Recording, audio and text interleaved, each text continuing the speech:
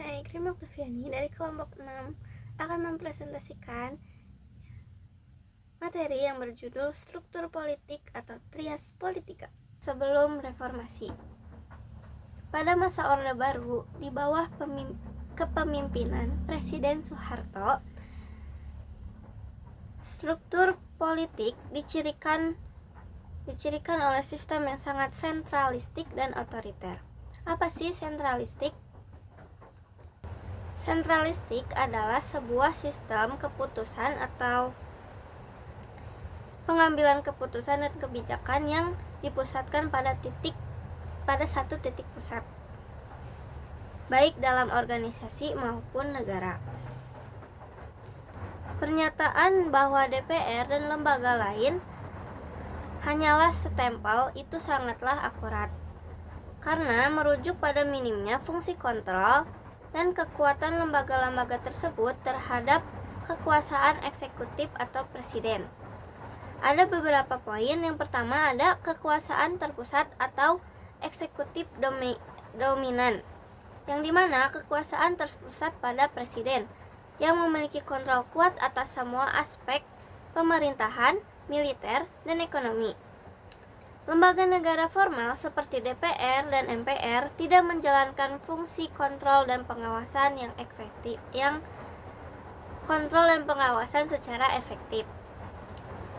Lalu yang kedua ada Majelis Permusyawaratan Rakyat atau MPR, yang dimana MPR sendiri adalah lembaga tertinggi yang berwenang memilih serta memberhentikan presiden maupun wakil presiden. Dalam praktiknya, komposisi anggota MPR ini didominasi oleh unsur-unsur yang dipilih atau diangkat oleh pemerintah, yang dimana tanpa pemilu, yang termasuk kepada golongan karya atau Golkar dan fraksi ABRI yang diangkat tanpa sebuah pemilu. Hal ini yang memastikan bahwa pertanggungjawaban dan penetapan presiden selalu disetujui tanpa hambatan, sehingga Presiden Soeharto dapat terus menjabat selama 6 periode. Yang ketiga ada Dewan Perwakilan Rakyat, yang dimana fungsi legislasi, anggaran, dan pengawasan yang nyaris tidak berjalan secara efektif dikarenakan semua wewenang ataupun tugasnya itu dikontrol oleh presiden langsung, yaitu Soeharto. Anggota DPR sendiri itu didominasi oleh anggota Golkar dan anggota fraksi ABRI, yang dimana akibatnya DPR cenderung hanya menyetujui atau mengamini, bahkan hanya memberi stempel kepada setiap wewenang ataupun controlling dan pengawasan. Kebijakan dan rancangan UUD yang diajukan oleh pemerintah atau presiden tanpa adanya sebuah kritik ataupun pengawasan yang berarti. Yang keempat ada ABRI, Angkatan Bersenjata Republik Indonesia, yang dimana ABRI sendiri menganut doktrin dui fungsi yang berperan ganda sebagai kekuatan pertahanan keamanan dan sosial politik. ABRI memiliki perwakilan atau yang disebut fraksi ABRI yang diangkat di MPR dan DPR, memberikan pengaruh yang sangat besar dan dominan dalam politik maupun pemerintahan, yang berfungsi sebagai pilar utama stabilitas kekuasaan presiden. Sistem pemerintahan presidensial menurut Cimli Asidik, keuntungan sistem pemerintahan presidensial adalah untuk menjamin stabilitas pemerintahan. Namun, sistem ini juga mempunyai kelemahan, yaitu cenderung menempatkan eksekutif sebagai bagian kekuasaan yang sangat berpengaruh karena kekuasaannya yang besar. Untuk itu, diperlukan pengaturan konstitusional untuk mengurai dampak negatif atau kelemahan yang dibawa sejak lahir oleh sistem pemerintahan tersebut. Ciri-ciri atau prinsip-prinsip pokok yang terdapat dalam sistem presidensial adalah sebagai berikut. Yang pertama, terdapat pemisahan kekuasaan yang jelas antara cabang kekuasaan eksekutif dan legislatif. Yang kedua, presiden merupakan eksekutif tunggal. Kekuasaan eksekutif presiden tidak terbagi dan yang ada hanya presiden dan wakil presiden saja. Yang ketiga, kepala pemerintahan sekaligus adalah sebuah kepala negara atau sebaliknya. Yang keempat, presiden mengangkat para menteri sebagai pembantu atau sebagai bawahan yang bertanggung jawab kepadanya. Yang kelima, anggota parlemen tidak boleh menduduki jabatan eksekutif dan demikian pula sebaliknya. Yang keenam, presiden tidak dapat membubarkan ataupun memaksa parlemen. Yang ketujuh, jika dalam parlemen berlaku prinsip supremasi parlemen, maka dalam sistem presidensial berlaku prinsip supremasi konstitusi. Karena itu, pemerintah eksekutif bertanggung jawab kepada konstitusi. Yang ke-8, eksekutif bertanggung jawab langsung kepada rakyat yang berdaulat. Dan yang terakhir, kekuasaan tersebar secara tidak terpusat seperti dalam sistem parlementer yang terpusat pada parlemen. Lalu, perkembangan struktur politik Indonesia pasca reformasi atau setelah 1998. Yang pertama, kondisi sebelum reformasi, yang dimana tidak ada pemilihan langsung untuk presiden maupun wakil presiden, bahkan kepala daerah sekalipun. Presiden dipilih oleh MPR, sedangkan kepala daerah itu dipilih oleh Dewan Perwakilan Rakyat Daerah, yang dimana terbagi 3. Sistem politik sangat berpusat pada pemerintahan pusat atau presiden dan presiden. Hanya 3 partai politik yang diperbolehkan ikut pemilu. Yang pertama ada Golkar, P3, dan PDI. Lalu kebebasan pers sendiri itu dibatasi dan oposisinya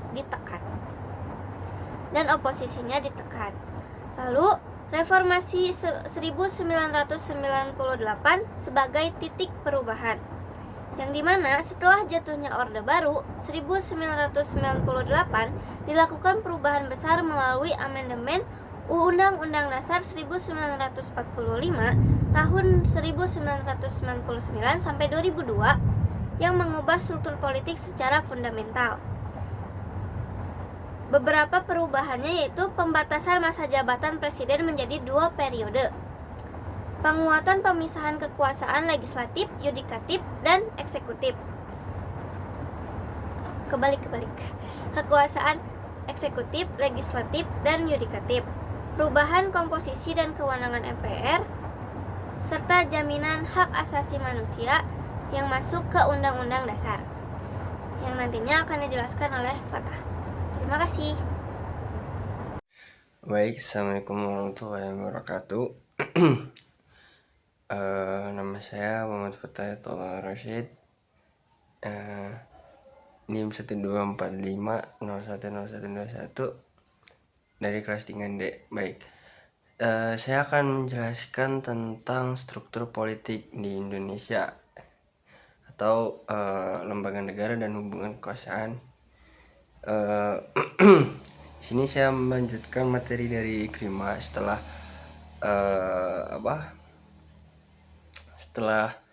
dijelaskan perkembangan struktur politik dari awal Indonesia merdeka sampai sekarang. Nah, untuk sekarang kita tuh menggunakan struktur politik Indonesia itu menggunakan amandemen, namanya tuh struktur politik Indonesia pasca amandemen UUD 1945. Nah, itu tuh ada amandemen itu pada tahun 1999 sampai 2002. Nah, hal ini dibangun berdasarkan prinsip demokrasi konstitusional dan negara hukum dengan sistem pemerintahan presidensial. Nah, struktur ini didesain supaya menerapkan mekanisme checks and balance. Nah, jadi checks and balance itu saling mengawasi dan saling saling mengawasi, jadi saling mengecek supaya imbang gitu bekerjanya tuh, jadi checks and balance. Jadi maksud checks and balance tuh apa? Jadi eksekutif mengawasi yudikatif dan legislatif, kemudian legislatif mengawasi eksekutif dan yudikatif mengawasi eksekutif dan legislatif begitu. Jadi checks and balance tuh tadi jadi saling mengawasi tiga tadi. Ini mencegah penumpukan kekuasaan pada satu keluarga atau satu lembaga, atau intinya untuk mencegah oligarki kelompok tertentu. Nah, perubahan mendasar dari era Orde Baru adalah pembatasan kekuasaan eksekutif yang sebelumnya sangat dominan. Jadi pada era Soeharto itu sistemnya bukan demokrasi konstitusional tapi presidensial, jadi sentralistik pada waktu Soeharto itu gitu. Nah, karena hal itu setelah Soeharto turun, maka ada amandemen supaya lebih seimbang tadi. Nah, karena sudah jadi amandemen, maka adalah itu legislatif, yudikatif, yang eksekutif. Kemudian lembaga legislatif itu ada apa aja? Nah, lembaga legislatif itu ada MPR, Majelis Permusyawaratan Rakyat, yang beranggotakan DPR dan DPD, yang berwenang mengubah dan menetapkan undang-undang dasar serta melantik presiden dan wakil presiden. Kemudian ada Dewan Perwakilan Rakyat. Berarti sudah ada dua ya, MPR yang diisi DPR DPD sama DPR. Nah, DPR ini menjalankan fungsi legislasi, anggaran, dan pengawasan terhadap pemerintah. Nah, kemudian ada DPD. DPD itu Dewan Perwakilan Daerah, mewakili kepentingan daerah dan memiliki kewenangan terbatas terkait otonomi daerah. Kemudian ada lembaga eksekutif. Apa sih eksekutif itu? Gampangnya eksekutif itu eksekutor, jadi kayak yang melaksanakan dari undang-undang itu. Jadi legislatif itu yang membuat, eksekutif itu yang melaksanakan. Nah, siapa yang melaksanakan? Presiden. Karena dia yang berkedudukan sebagai kepala negara. Presiden dibantu oleh wakilnya dan para menteri-menterinya. Kemudian ada lembaga yudikatif. Nah, lembaga yudikatif ini ada Mahkamah Agung, Mahkamah Konstitusi, kemudian ada Komisi Yudisial itu. Nah, Mahkamah Agung itu pemegang kekuasaan kehakiman tertinggi. Kemudian dia konstitusi itu dia yang berwenang untuk menguji undang-undang terhadap UUD dan memutus sengketa kewenangan lembaga negara. Jadi dia yang kalau ada undang-undang dari DPR legislatif, nah yang ngecek undang-undang ini siapa? Nah, itu Mahkamah Konstitusi. Kemudian Komisi Yudisial. Apa fungsi Komisi Yudisial? Komisi Yudisial adalah fungsinya yaitu mengawasi dan mengawasi perilaku hakim dan mengusulkan calon hakim agung. Nah, setelah tadi 3 lembaga negara resmi, legislatif, eksekutif, dan yudikatif, kemudian ada juga lembaga negara pendukung atau yang namanya auxiliary state institution. Nah, lembaga-lembaga ini dibentuk untuk menjamin fungsi spesifik negara seperti BPK, Badan Pemeriksa Keuangan. Ini memeriksa pengelolaan keuangan negara. Jadi biar tahu keuangan negara tuh ngalir kemana aja gitu. Kalau tanpa ini mungkin kita nggak tahu kalau Jokowi itu menggunakan APBN untuk membangun IKN gitu. Nah, hal-hal seperti ini. Kemudian ada Komisi Pemilihan Umum atau KPU. Nah, KPU untuk menyelenggarakan pemilu yang demokratis. Jadi KPU itu lembaga negara yang membantu supaya pemilihan umum itu berjalan dengan demokratis. Kemudian ada Bank Indonesia sebagai bank sentral yang independen. Kemudian ada KPK. Meskipun KPK akhir-akhir ini kurang mendapatkan wewenang dan ya begitu, tapi KPK tetaplah lembaga sebagai lembaga yang memberantas korupsi. Kita juga harus tetap mendukung KPK supaya mendapatkan kembali wewenangnya, karena kita tahu sendiri bahwa KPK sekarang sedang dilemahkan wewenangnya. Kemudian ada struktur pemerintahan daerah. Nah, Indonesia itu menganut desentralisasi simetris melalui otonomi daerah. Jadi desentralisasi itu di situ tuh artinya tidak memusatkan, tidak berpusat gitu, kayak desentralisasi lawan dari sentralistik gitu. Jadi Indonesia tuh menganut itu melalui otonomi daerah. Nah, makanya pemerintahan tuh ada dibagi gubernur dan DPRD provinsi. Kemudian itu yang provinsi ya, ada gubernur sama DPRD provinsi. Terus yang kabupaten ada bupati atau wali kota dan DPRD kabupaten atau kota. Kemudian hubungan antara pemerintah pusat dan daerah diatur dalam kerangka negara kesatuan Republik Indonesia. Jadi hubungan pusat dan ini itu bukan seperti serikat. Jadi kayak misal Amerika itu kan ada 50 negara. Kemudian mereka tuh bukan negara federal gitu, tapi menjadi naungan di bawah NKRI, tapi otonomi daerah. Jadi mereka tuh hubungannya pemerintah dan pusat dan pemerintah daerah itu sebagai kesatuan Republik Indonesia. Cuma otonomi daerah itu jadi daerah itu bisa mengatur daerah itu sendiri gitu, memiliki wewenang untuk mengatur daerah mereka sendiri gitu. Nah, itu dari otonomi daerah. Kemudian ada aktor politik non pemerintah. Nah, aktor politik non pemerintah ini itu aktor-aktor di luar negara seperti partai politik. Partai politik itu berfungsi sebagai sarana rekrutmen politik dan artikulasi kepentingan. Jadi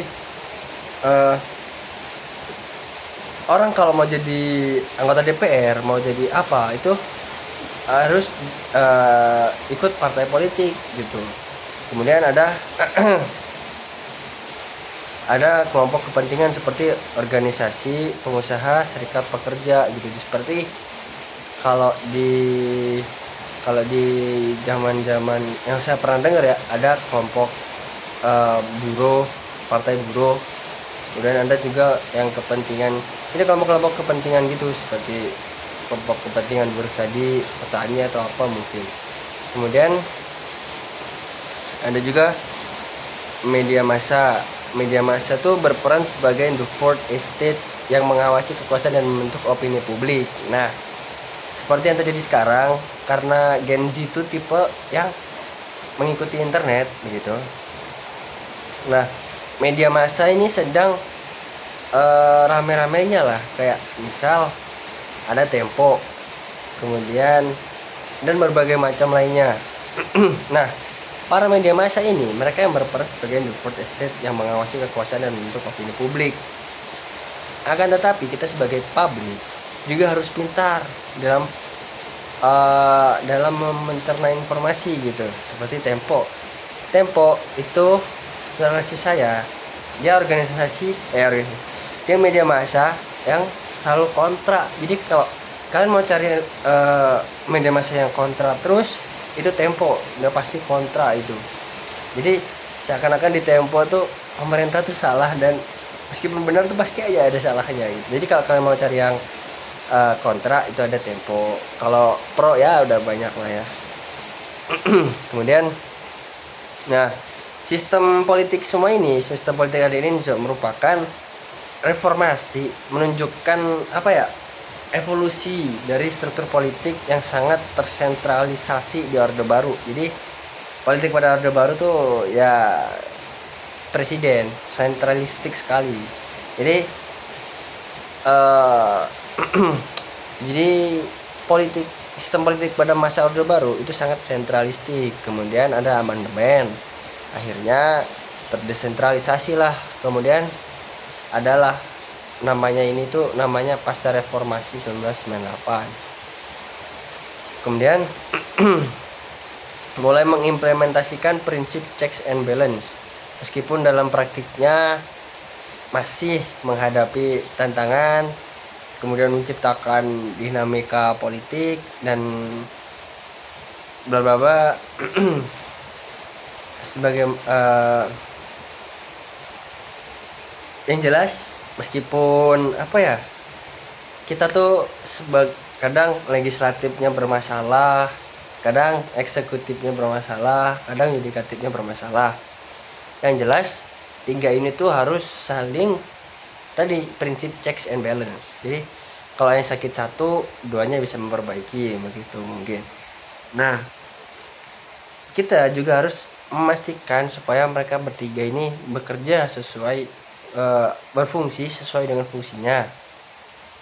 Jadi yang presiden, jadi jangan semuanya kayak kita taruh oh ini salah presiden, oh ini salah ini, bukan. Tapi tidak semuanya tuh salah presiden dan tidak semua juga salah DPR. Jadi kayak ada fungsi dan ada tupoksi lah, ada tugas pokok dan fungsi masing-masing gitu.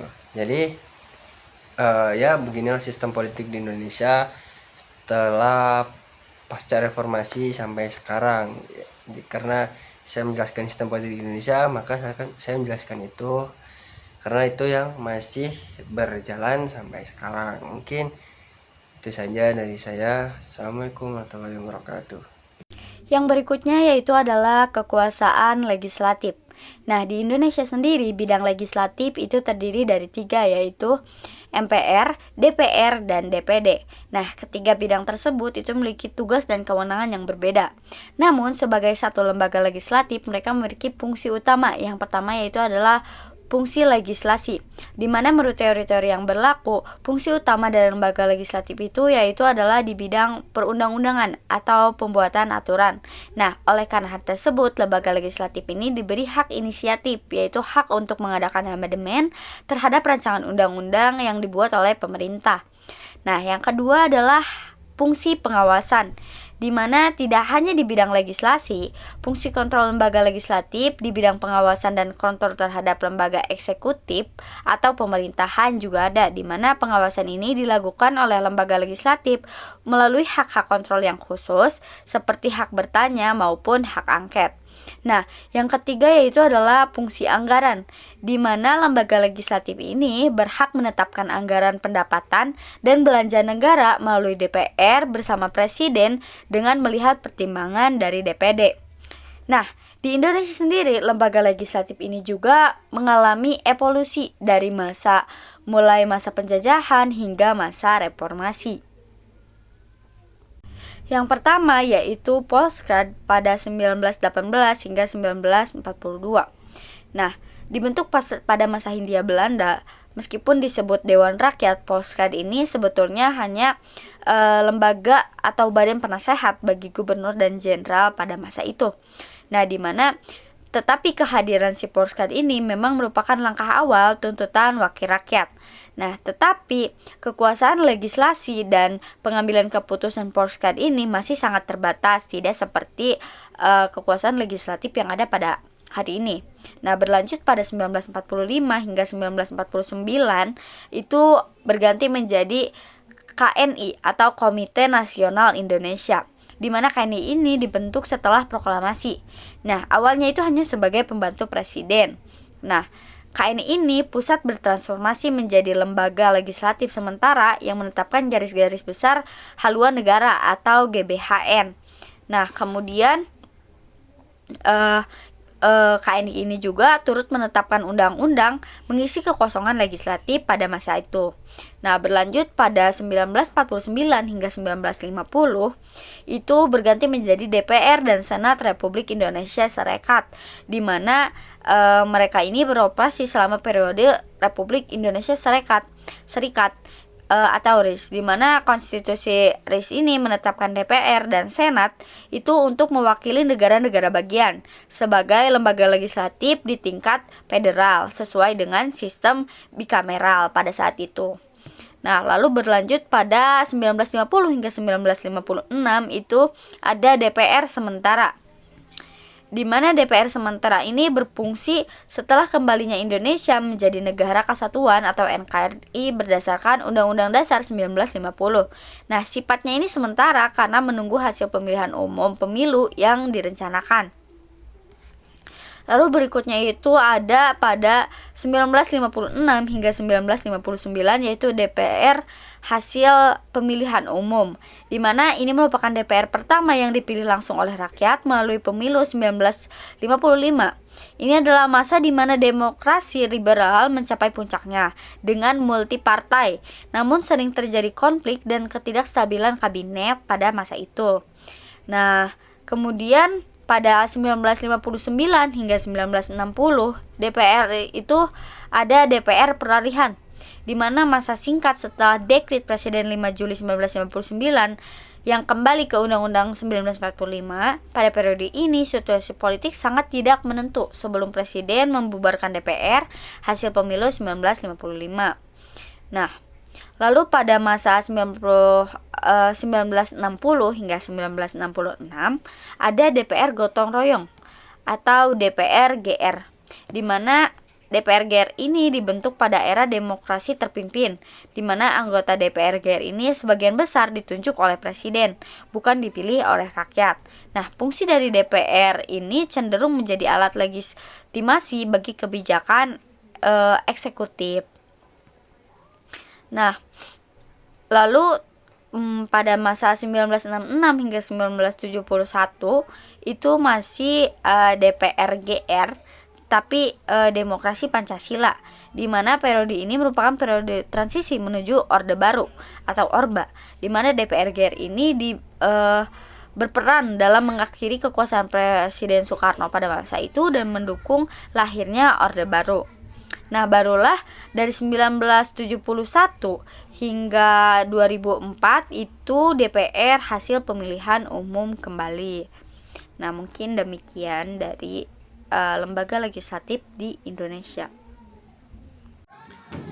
Baik, di sini saya akan menjelaskan sedikit atau secara garis besar apa itu lembaga atau badan eksekutif.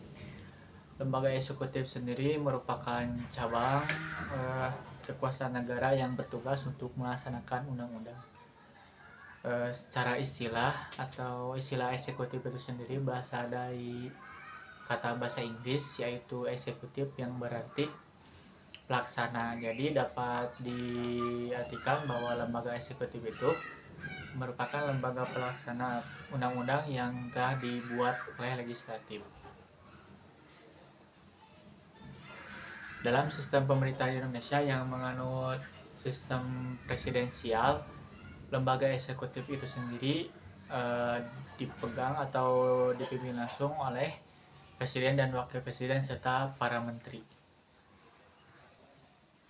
Kemudian ada kedudukan badan eksekutif. Kekuasaan eksekutif dijalankan oleh presiden dan wakil presiden serta para menteri. Badan eksekutif sendiri itu relatif lebih sedikit daripada legislatif, akan tetapi tugasnya tuh bisa dibilang ya lebih banyak dan lebih banyak lah. Berdasarkan konsep trias politika, badan eksekutif itu bertugas menjalankan undang-undang yang telah ditetapkan oleh badan legislatif itu sendiri dan memastikan hukum yang disepakati itu dijalankan dengan baik. Peran badan eksekutif itu sendiri ya sangat besar, terutama dalam kesejahteraan masyarakat, terutama dalam bidang pendidikan, kesehatan, dan lainnya. Badan eksekutif juga didukung oleh aparatur negara dan fasilitas yang memadai agar roda pemerintah dapat berjalan dengan baik. Karena itu badan eksekutif dituntut untuk memiliki kepemimpinan yang kuat serta rasa tanggung jawab yang tinggi. Kemudian ada dasar hukum kekuasaan eksekutif. Dasar hukum kekuasaan eksekutif di Indonesia itu tertera pada Undang-Undang 1945 Pasal 4 Ayat 1 yang menyatakan bahwa presiden itu dan wakil presiden memiliki kedudukan tertinggi dalam undang-undang. Jadi hal ini menegaskan bahwa presiden dan wakil presiden itu pemilik kekuasaan tertinggi lah di badan eksekutif ini.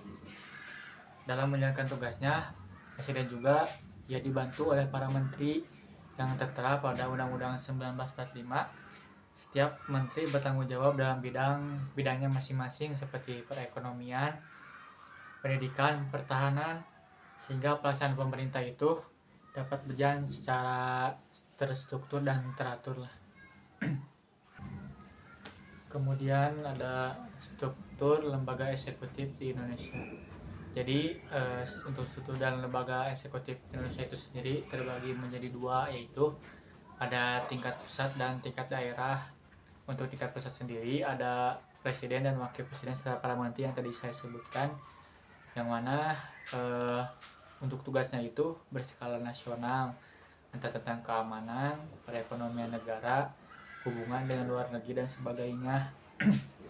Jadi si presiden dan wakil presiden serta para menteri ini mencakup skala nasional dan bisa juga sampai internasional untuk presiden itu, seperti menjalin hubungan dengan luar negeri.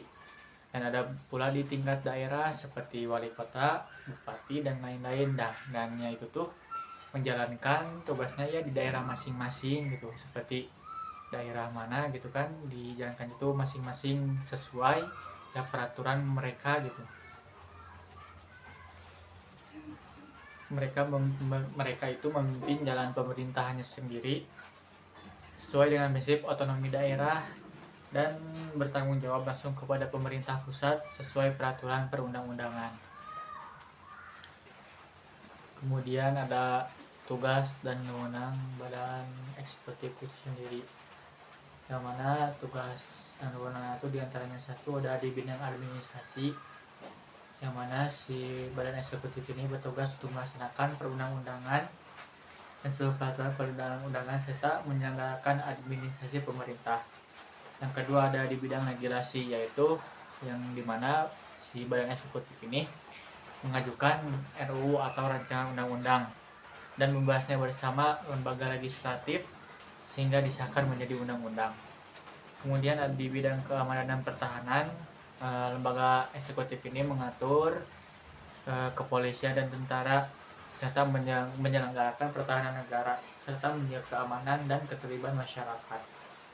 Kemudian ada di bidang yudikatif terbatas, yang mana si bidang eksekutif ini memberikan gerasi, abolisi dan amnesti. Jadi gerasi ini adalah kayak pengampunan penghukumannya. Jadi untuk pengampunan penghukuman itu bukan berarti si hukumnya tuh kayak dihilangkan, akan tetapi bisa dikurangi, bisa diubah. Untuk abolisi ini yaitu penghentian proses hukum. Jadi ketika ada suatu hukum atau yang sedang diproses tuh si badan eksekutif ini bisa memberhentikan, dan biasanya pemberhentiannya tuh alasannya tuh dengan kepentingan negara. Kemudian ada amnesti, dan untuk amnesti sendiri itu berupa pengampunan terhadap sekelompok orang yang melakukan tindak pidana tertentu biasanya yang bersifat politik. Ciri utama amnesti yaitu diberikan secara massal biasanya untuk kasus politik dan menghapus akibat hukum pidananya. Mungkin cukup sekian, mohon maaf bila masih banyak kekurangan. Kembali ya, sekian. Bismillahirrahmanirrahim. Di sini saya akan menjelaskan tentang kekuasaan yudikatif. Jadi kekuasaan yudikatif adalah salah satu cabang kekuasaan negara yang memegang peran sebagai pelaksanaan kekuasaan kehakiman. Nah, tujuan utamanya adalah menyelenggarakan peradilan guna untuk menegakkan hukum dan keadilan di Indonesia. Kekuasaan ini itu bersifat merdeka, artinya terlepas dari pengaruh kekuasaan eksekutif maupun legislatif. Nah, adapun yang pertama ada sistem hukum utama, yaitu common law dan civil law. Nah, kalau common law itu ditemukannya di negara-negara Anglo-Saxon, terus berdasarkan prinsip bahwa selain undang-undang parlemen, ada juga hukum yang berasal dari keputusan kehakiman. keputusan hakim terdahulu itu mengikat atau setidaknya menjadi pedoman bagi hakim berikutnya dalam kasus serupa. Negara dengan sistem ini tuh tidak memiliki kodifikasi hukum yang menyeluruh seperti kitab undang-undang. Nah, terus yang kedua ada sistem civil law. Nah, ditemukannya kebanyakan tuh di negara Eropa Barat kontinental. Misalnya Perancis yang memiliki kodifikasi hukum yang rapi sejak zaman Napoleon. Nah, pada umumnya hakim itu dilarang menciptakan hukum, mereka harus mengadili berdasarkan peraturan hukum yang sudah ada di dalam kodifikasi. Nah, yang selanjutnya itu ada badan yudikatif di negara komunis. Sistem hukum di negara komunis itu memandang hukum dan badan yudikatif serta prasarana untuk mencapai tujuan negara sosial atau komunis. Fungsinya itu adalah melindungi negara dan menghukum musuh-musuh komunisme. Yang selanjutnya ada fungsi judicial review, hak menguji adalah. Nah, hak menguji itu adalah wewenang yudikatif untuk menguji peraturan hukum yang lebih rendah agar sesuai dengan peraturan yang lebih tinggi, misalnya peraturan pemerintah sesuai dengan undang-undang. Nah, yang selanjutnya itu ada kebebasan badan yudikatif. Prinsip utama dalam setiap negara hukum adalah kebebasan yudikatif dari campur tangan eksekutif ataupun legislatif. Nah, tujuannya itu adalah menegakkan hukum dan keadilan serta menjamin hak asasi manusia tanpa memihak. Cara menjamin kebebasan hakim masa jabatan permanen seumur hidup atau sampai usia pensiun yang tinggi selama berkelakuan baik. Nah, kebebasan ini itu adalah syarat mutlak bagi negara hukum dan sejalan dengan Universal Declaration of Human Rights. Nah, yang terakhir tuh ada kekuasaan yudikatif di Indonesia. Terus ada yang pertama itu ada masa Orde Lama atau demokrasi terpimpin.